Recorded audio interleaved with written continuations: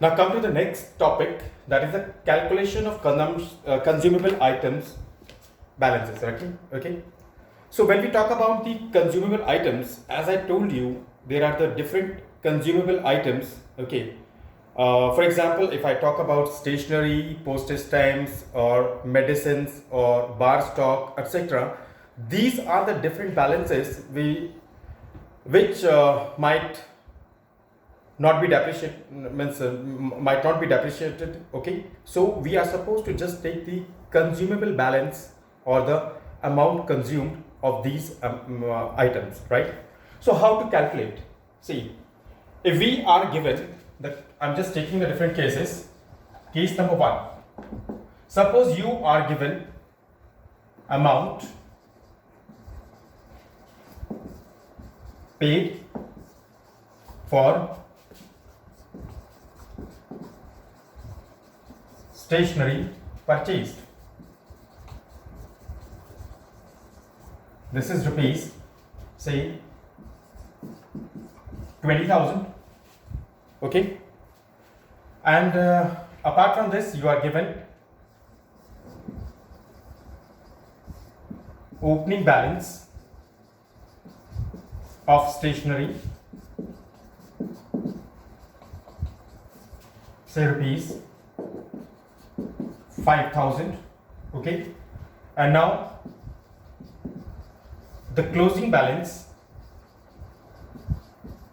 of stationery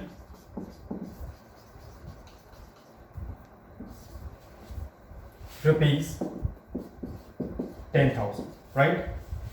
Suppose these three balances are given to us. Okay, how to trade these balances, or how to calculate the consumed amount that has to be transferred to the income and expenditure account.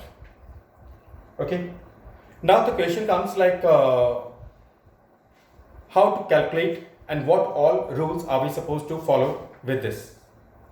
As I told you that stationery is what?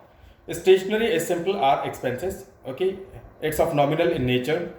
So we know that debit all the losses and expenses and credit all gains and incomes, right? But the amount paid for stationery, the club has bought this stationery during the current year. This amount will be given in receipts and payment account on the payment side. Okay, this is the opening balance and this is the closing balance. These two balances will be given only into adjustment, right? So amount paid for stationery purchased, right?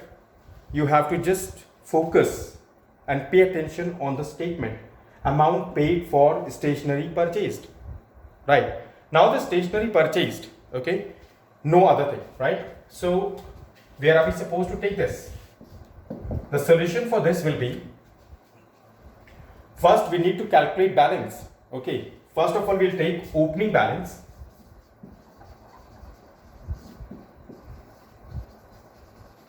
Opening balance of stationery,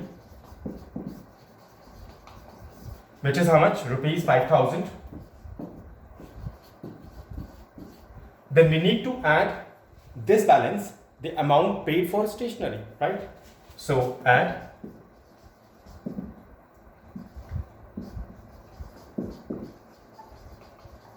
stationery purchased.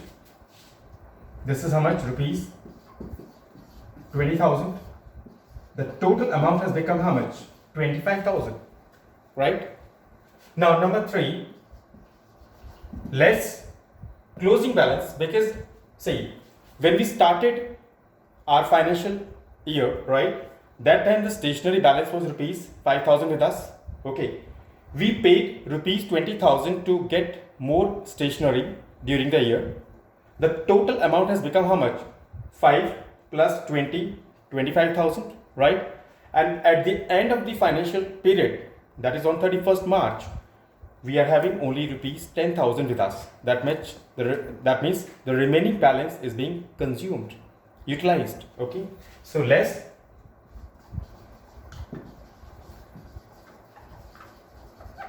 closing balance of stationery, which is rupees how much? 10,000. Now how much balance is left here? 15,000. Remember, this balance is supposed to be taken into income and expenditure account. Okay, so it has to be transferred to income and expenditure account. Okay, on which side? Debit side. Why? Because it's a loss, right? It's a loss, expenses. Okay, and as per nominal rule, we know that debit all the losses and expenses and credit all gains and incomes. Understood? This is the case number 1.